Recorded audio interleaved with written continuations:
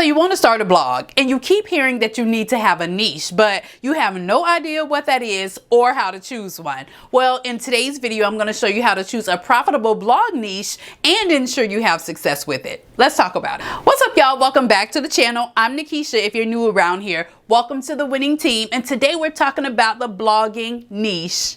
Now, if it's one thing that I hear more than anything, it's, do I really have to have a niche? But I don't want to talk about only one thing. Or I have a lifestyle site and I'm so passionate about so many things. Listen, I get it.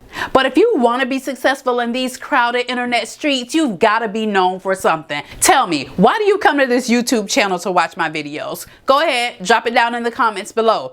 I know why you come. You come to hear my tips and advice on blogging. My blogging online brand is ultimately to help moms successfully make money from home so they can be present and actively raise their children while they build a life they love. And blogging happens to be a part of that, but I don't feel restricted or limited in any way because that's what you come to me for. So I want to encourage you to think about these things when considering what niche you want to start your blog in. The first thing to consider is, what do you like? What do you love? What do you spend your time thinking about or talking about or researching or looking at online yourself? Typically, the things that you're interested in will make for a good blogging niche because you're going to be passionate about that topic. And when you're passionate about your topic, trust me, people can feel that energy in your writing, in your videos, in your captions, and everything. So try to choose a topic that you genuinely love. Next, who do you want to talk to? I think the one reason why people feel like that word niche is so limiting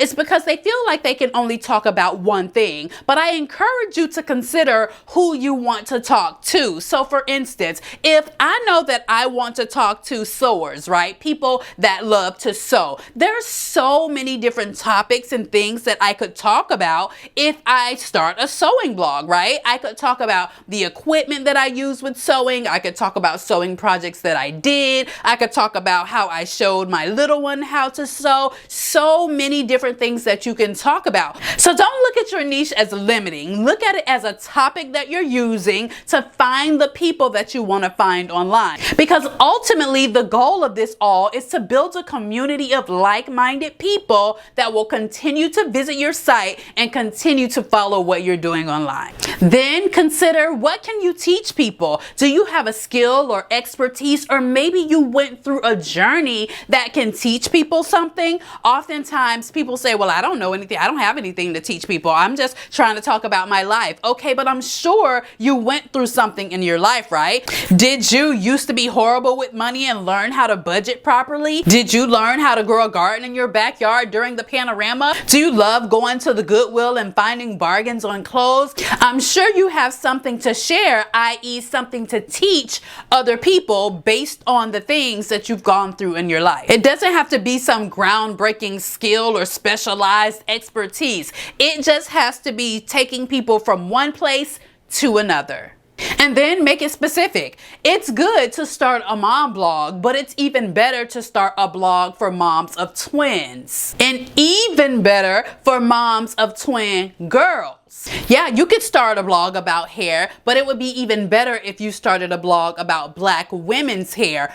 And guess what? Even more fantastic if it's about Black women's hair who wear silk presses. Yep, you could start a blog about fashion and style, but even better if you started one about how to wear mixed prints. I'm sure you get my drift. But ultimately, you want to start a blog that's very specific and that makes you stand out from the sea of other blogs in that exact same niche. So how do you do all of this? You do this by sharing your story. Ultimately, your story will be the one thing that will help you stand out amongst the sea of other blogs. Because guess what? There is only one you. No one has the exact same experiences as you, and no one is going on the exact same journey. So when you begin to tell your story, that will be the one thing that will differentiate you from everyone. When I started my blog, I simply started to share my journey online. I was a single mom with small kids, and I just wanted to cultivate a community give other people that could understand. So what did I do? I started a blog for single moms. And as I continued to share my journey and show up online, my blog began to get the attention of other single moms, and then even married moms and brands that wanted to partner with me. And guess what? My journey continued to unfold. Eventually, I left my full-time job and became a full-time work-at-home mom with my little kids. So I began to share that journey online, and people began to get more and more interested in that. And that was the story that I wanted to share at the time, because I was so passionate about moms having the opportunities to be able to work from home and raise their children because of the things that I had gone through. And still today, I continue to share my journey as an entrepreneur, and there are people that have been following me on this journey since day one. So use your story and your life experiences to come up with a blog niche that's going to be perfectly suited for you, understanding that it can unfold over time and you don't have to be boxed into this one thing that you talk about over and over and over again if you choose not to do that. Now, let's talk about some blog niches I'm seeing doing really well right now and maybe worthy of some research. The first one, relationships, more specifically divorce.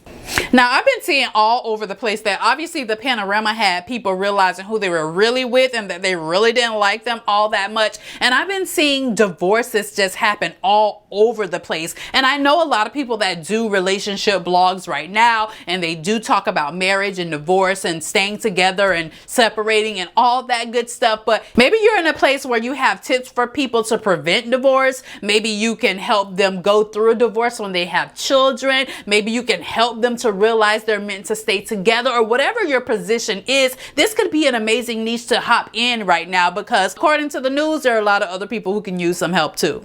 Next, fitness, specifically home workouts. Oh my gosh, help a sister out here, please. Because after this panorama, Panasonic, whatever you want to call it, your girl needs to get these home workouts in. During the last couple of months, I have seen so many people trying to get information on how to work out at home. There was literally a point where there were no dumbbells left. You could not find them. Amazon was out, everywhere was out, and you really couldn't get them. I was over here trying to Google how to work out with soup cans. If you have the expertise, if you've gone on the journey and you can get in where you fit in with the home workouts, something to research. Next, food, more specifically keto. Oh my gosh, like keto is everywhere. Like I still don't even know what keto is, you all, but I've been seeing everybody's like, oh, I lost weight with keto. I did the keto diet. If you can get in where you fit in and differentiate yourself with this keto thing, oh, maybe you do soul food keto meals or something like that. But keto seems to be super, super popular right now. Next, home, but more specifically DIY home renovations. Even if you make it even more specific and do DIY bathroom renovations or DIY wood floors or something very specific like that. I've seen so many people doing at-home projects during the last few months, and I'm sure still to come as well. I know specifically right now a dozen people myself that have done so many home renovations or different projects during the last couple of months, and they're still doing it, just trying to make the best of where they live, realizing that, girl, you got to be here 24/7. You got to be home. I'm tired of looking at these gray walls and, you know, all that good stuff. So if you can get in the DIY home renovation, that can be a good thing to do. Next, work at home, or more specifically, customer service, or even freelancing. Listen, so many people lost their job over the last year, and so many people are still on unemployment and looking for jobs. This is an amazing niche to go into right now because the demand is really, really high. If you can differentiate yourself and you're a good researcher and you can put in the time to write the blogs or create the videos or however you're going to do it, this is an amazing niche to get into. If you're willing to take the time to do the research and do the writing and be consistent at this topic, because the jobs are coming and going all the time, this could be a really, really good niche to go into. Now, obviously, there are a slew of other topics and niches you can go into. Just make sure whatever you choose is a topic that people are truly searching for and something that you can get discovered with. And an easy way to do that is just to niche down and make it really, really specific, like I said. But ultimately, you want to make sure that there's higher search volume and lower competition.